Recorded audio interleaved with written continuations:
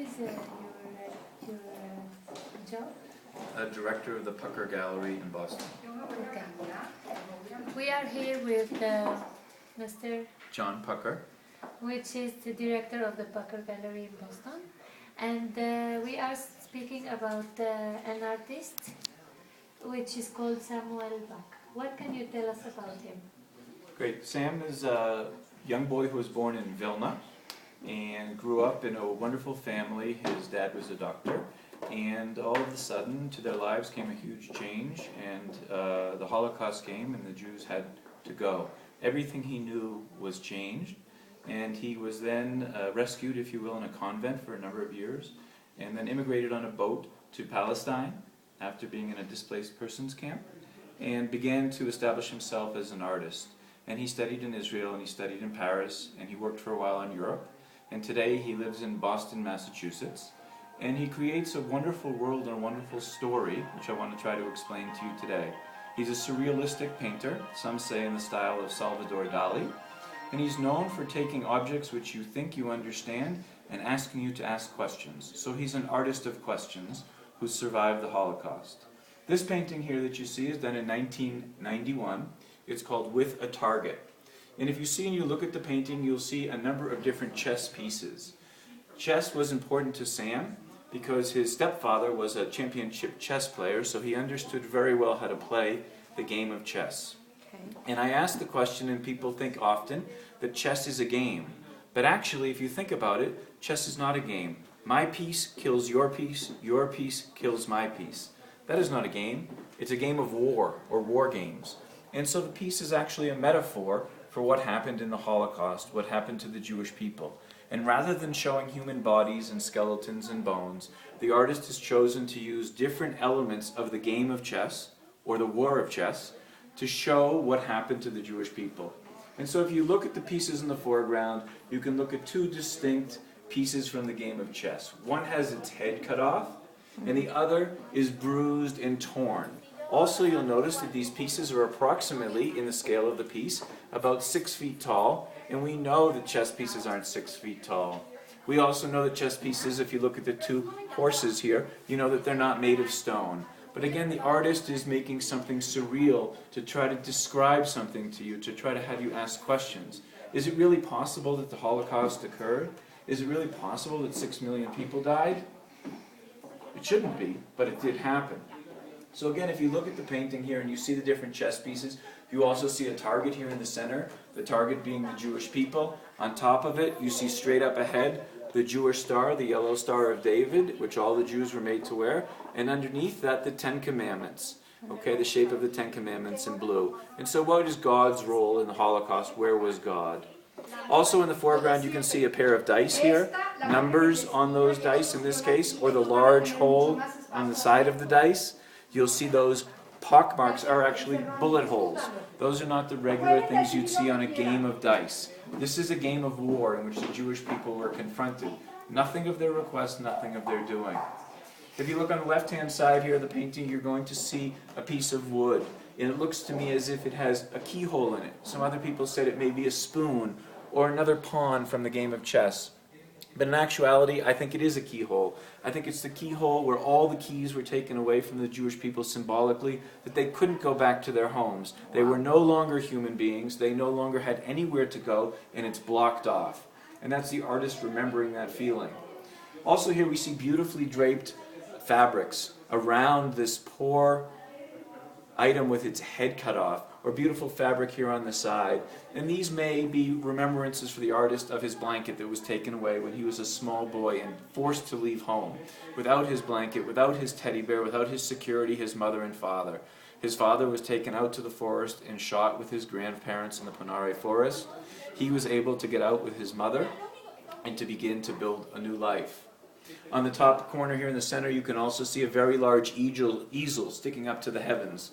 That's a representation of where the artist would go forward and become a painter and paint the story of the Holocaust for others to see and understand what happened. On the far right-hand side of the painting, you can see a target with some arrows in it. Those arrows being shot into the heart of the Jewish people. But as you see, they don't all penetrate the center circle. The Jewish people continued. They couldn't be knocked down. If you look more closely at the back of that, you'll notice that that is actually made of stone. It's not a normal bow and arrow where you would try to shoot that arrow into the soft cushioning. It went into stone, and you know that an arrow can't penetrate stone. So again, it's a juxtaposition, a question. How can an arrow go into stone? It can't. How could someone have killed 6 million people, 1 million children?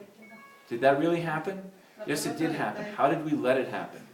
And so the artist's goal here is to create questions for the viewer. Take his past history, bring it into today's world, and make it relevant to you, so that you begin to look at the painting and engage these questions, these realities.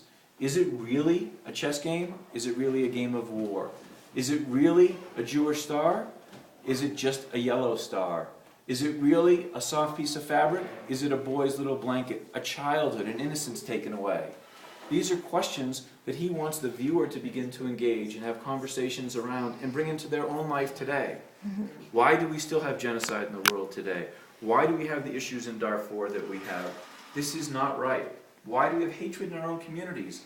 Here in Mexico City, why will one gang member kill another? Why will one drug lord kill another? We need to be focused together as a people, not to let this happen again, and to figure out as a society how to live together in the 21st century.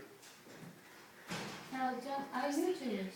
I am Jewish, yes. Okay, and how did you meet Samuel? My father owns and my mother owns an art gallery in Boston, which we've had since 1967, and they've been showing Samuel Bach's work since approximately 1970 in our gallery. And today we represent the work around the world. We're doing a number of exhibitions with museums and Holocaust museums and centers to try to get the public to understand the issues of the Holocaust, the issues of today, and how it resonates in everyone's own community and in your own life. And I heard that maybe this artist will present his painting in Mexico. How is what is this project about? We're working now to start to lay the foundation to work with the Museum Holocaust Intolerance here in Mexico City, which is a beautiful world-class museum, which you should be so proud of. I travel all around the world on behalf of Mr. Bach and the gallery, and it's an extraordinary museum. And our hope is to one day to put together a show of approximately 60 original works of art from different bodies of work since 1930, when he started out as a boy, through to today, to try to explain the story of the human condition and to get together this in Mexico City as one of the finest cities in the world. And what is the story of Samuel Bach? Where does he live now? And Sam lives in Weston, Massachusetts today, which is right outside of Boston, with his wife. He spends approximately 12 hours a day painting every day. He's incredibly prolific. He believes that it's his responsibility to paint the story, a painter in words, to give people the story of the Holocaust and to give them something to help the world, a tikkun olam, try to make the world a better place. And he views that it's his responsibility and his job to help communicate that through his paintings. And how does he live? How does he manage to live? How does he support himself? Does he support himself with this painting? Yes, 100%. Sam does very well. He works very hard.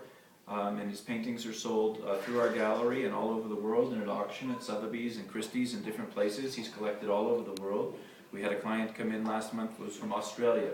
And we have clients who are art clients who come in, first of all, who are collectors. Second of all, we have people who come in who want to understand and have something from the Holocaust. Thou shalt not forget. And so they come in and they want to be understood and have this in their home or in their museum for others to enjoy. We have people who come in and buy the work who are part of the liberation team, children of people who liberated. We have people who come in who are Germans who were on the other side and want to have a piece of this in their home to teach their children so they will never forget. So it's a very wide range group of audience for the artist. Number one, first and foremost, collected as a wonderful artist. Okay, do you think you can help the world with art? Absolutely. We've been working in our gallery, as I said, since 1967, and our vision for all of our artists, we represent 35 artists around the world, both two-dimensional and three-dimensional, is about communication and education. And if we can open up people's hearts and eyes to art, we believe they will feel more valuable themselves, and be part of the solution of Tikkun Olam. Wow. And now how can people help Samuel back with the memory of the Holocaust? Because we know now that survivors are slowly disappearing, and many people negate the Holocaust. So how can anyone who is interested with helping Samuel back and helping you, how can they communicate to you, and how to be able to participate in that work of yours? So right now, as I said, we have four exhibitions opening in the world. Right now there is a large exhibition in Vilna that's open of Samuel Bach's work that'll be on display for approximately a year or two. We have an exhibition right now of 60 paintings in Houston that's opening. We have an exhibition right now in Toronto, Canada, of 60 paintings. And then next week I'll be going also to St. Petersburg, Florida, to the Florida Holocaust Museum. And the best way to keep Samuel Bach going and to keep the message moving is for the ability to have exhibitions all over the world, to communicate, to train docents, so that young people have the chance to see his work, ask questions about the Holocaust, ask questions about today in their own lives, so that they can become better people. So in terms of getting involved, our goal right now is to bring an exhibition to Mexico City of Samuel Bach's work, which will be the first in Mexico City, which would make us all very excited to be able to bring that message here and have your school children, your college students be exposed to this artwork and to a better future. What other artists related to Judaism or to the Holocaust do you support? Our gallery has a number of different Israeli artists that we've shown since the 1960s. Different types of art in Judaic art that we show. Some is three-dimensional Judaic items, some is pastels, some is encaustic painting, and different themes, very much so. Sam Bach is the main artist that we show that deals with subject of Holocaust. But I don't think Sam Bach is only a Holocaust painter. He's a wonderful surrealistic painter in his own right, a genius of his own self, speaks 6 languages, consistently being able to ask the viewer to ask questions about the work of art. So we serve many different types of Israeli, Jewish, American artists throughout our portfolio. And how did he survive? He was hidden in a... He was hidden in a convent. His father threw him out a window in a sack, and the maid of his mother's sister came and took him away, and immediately and then they went into hiding in a convent where he was hid until after the war when he could get out. Okay, thank you very much. Thank you so much.